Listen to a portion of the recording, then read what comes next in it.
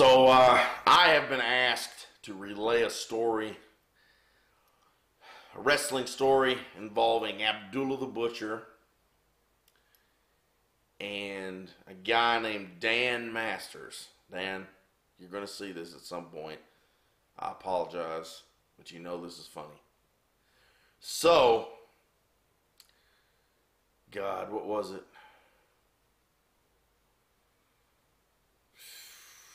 Going on 12 years ago now? Not quite. It was about, I'll tell you, it was exactly 2 weeks. Exactly 2 weeks before September 11th.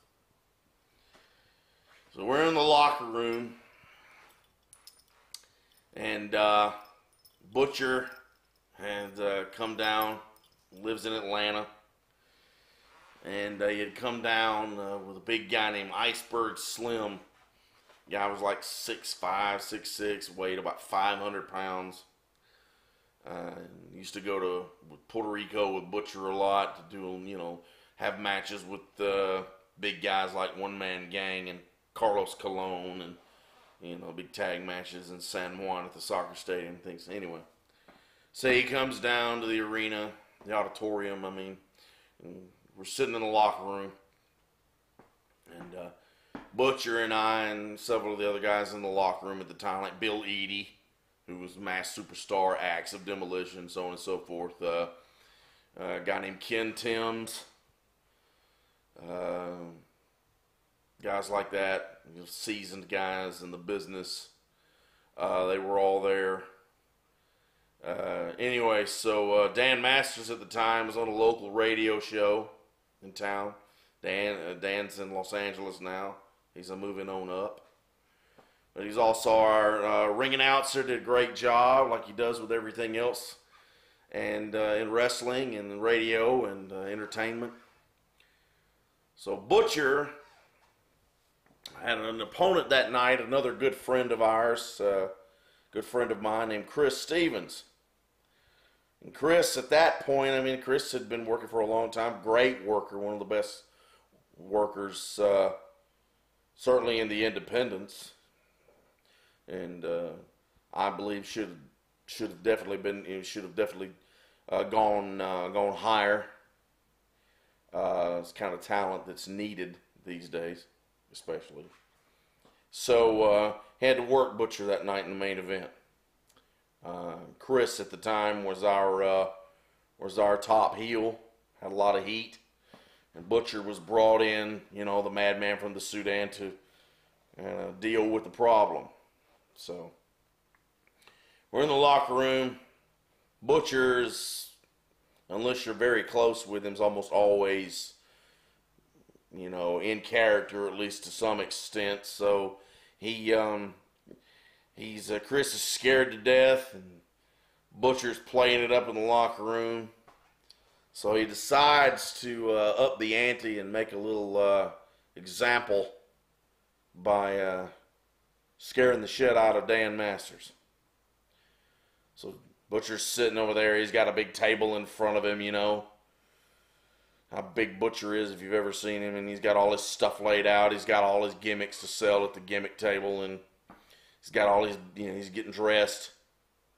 Dan Masters walks in, trying to get all the details straight for, on the where-tos and the where-froms and the how much you weigh and all this kind of stuff, So Butcher all of a sudden jumps up, grabs a folding chair, and hurls it all the way across the room. Barely misses Dan Masters' head. Boom! He hits the wall. Dan Masters runs out of the locker room. The promoter, the guy that had trained myself and Marty Jannetty and several other guys in the business, the guy named Jerry Oates, had just had knee surgery, so he hobbles into the locker room on crutches. He's like, Butcher, cut the shit out, man. I got a business to run. I don't need this shit. That's our ring announcer. He done run him off. So Jerry yells at Dan, come back here.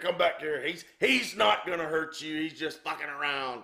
So Dan Masters comes back and he tiptoes in the locker room and Butcher looks at him and throws his head up, and Dan smiles. And, oh, that was a good one. That was a good one. He gets halfway across the room. Butcher jumps up, grabs another chair, hurls it at him. Dan Masters hits the ground. Wham! Hits the wall. Butcher grabs another chair and starts taking off towards him. Dan Masters throws the microphone down, runs out of the locker room, from backstage, through the auditorium, out past the fans, out the front door, out across the street into the parking lot, and is getting ready to take off. We just lost our ring announcer. Jerry Oates says, Butcher, man, I'm serious, man. Stop fucking around. We just lost our ring announcer. That's our radio, man. That's our sponsorship. That's our advertisement. And he says, Butcher says, he's not the man bad from the Sudan, by the way. I mean, he is, but he's not from Sudan, and he's not some, blithering, African tribal idiot. He's probably, as Dory Funk said to me one time, like the most brilliant businessman you'll ever meet. So in his Windsor, Ontario accent, he says, I don't want him in here. Get him the fuck out of here.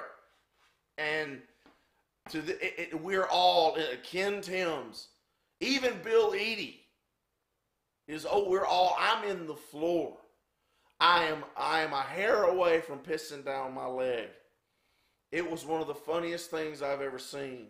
And Dan, I want to know, you've got to get back with me and let me know if you remember that the same way I do, because that's the way I remember it. Yeah.